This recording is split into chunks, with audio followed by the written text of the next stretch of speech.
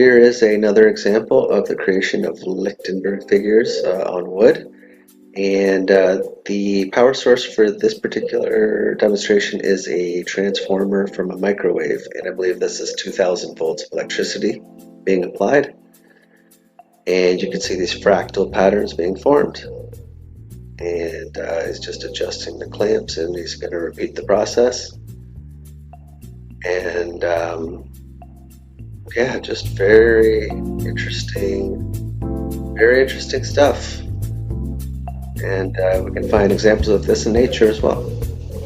Next, they're going to create these Lichtenberg figures in some plexiglass, and it even captures the electricity for a short time.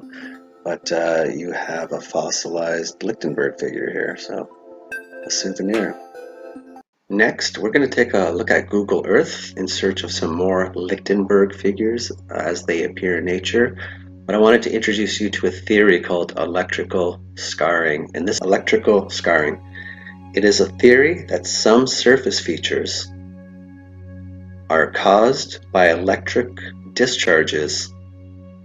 These include various craters in valley or river systems. So I just wanted to introduce that theory to you, and now we're going to go and look on Google Earth. We're going to start our journey outside of the United States looking for these Lichtenberg figures, and then we're going to work our way back to the United States for the last few examples. But let's start in Burma.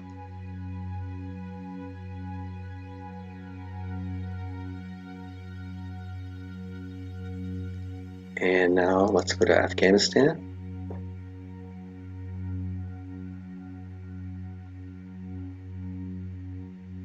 And let's try Algeria.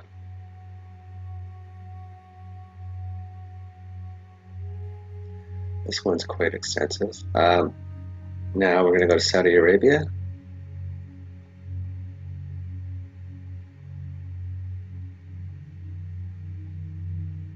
Now let's go to the west coast of Canada in British Columbia, the northwest portion of British Columbia. And this one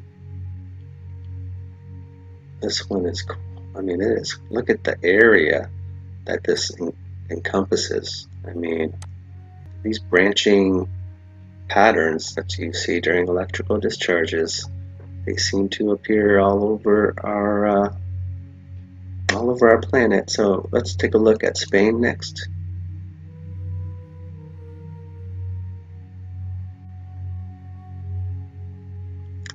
And according to the electric scarring theory, channels can be carved out in these patterns and they can become river systems.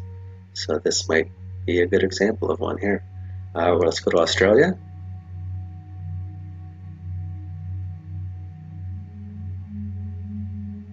Nice one there.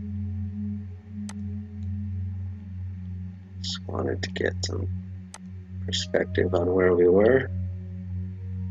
Okay. Now let's go to Malaysia.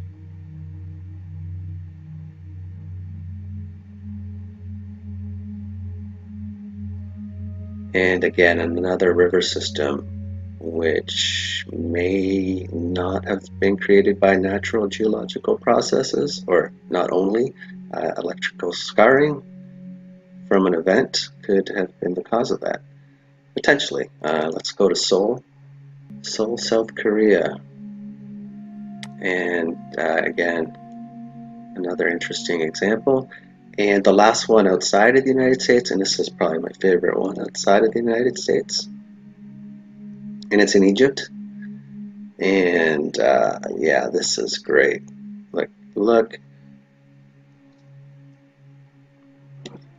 So look at this. I mean, it's very extensive, but very clear. And you could see where the electrical scarring happened.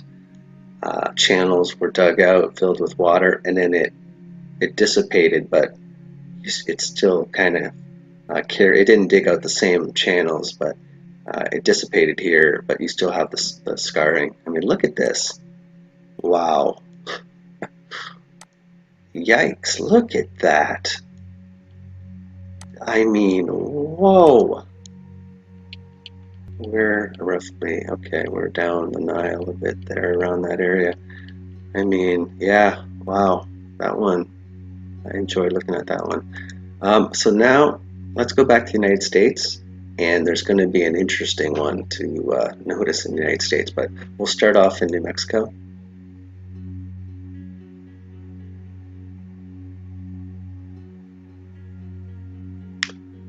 Again, just a whole vast area. And as you can see, there's another one in New Mexico I'm going to highlight. And that one is pretty impressive as well. Now let's go to Alaska. And this area seems to be a good example of them as well. And we're going to go to Arizona.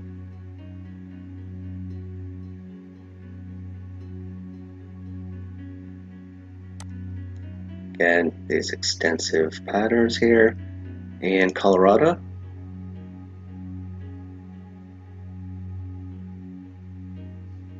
I mean, look at this, and you probably noticed on the way towards this, all of this. So, I mean, gee, this area.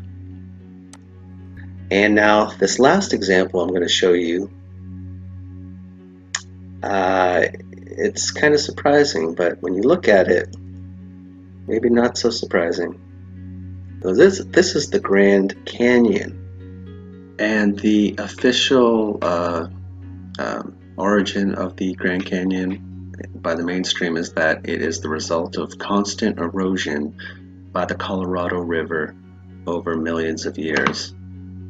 But this idea of electrical scarring that causes some of the surface features we see on the Earth, this is very similar to the patterns you see during electrical discharge events, and it can create these valleys in river systems. So these Lichtenberg patterns or figures, they don't just appear in nature, they can actually be observed on people during lightning strikes. People have been struck by lightning. Interestingly, when lightning strikes some people, they develop these Lichtenberg figures across their skin. They're sometimes referred to as lightning flowers. And they do go away usually after a few hours, and sometimes it takes a couple of days.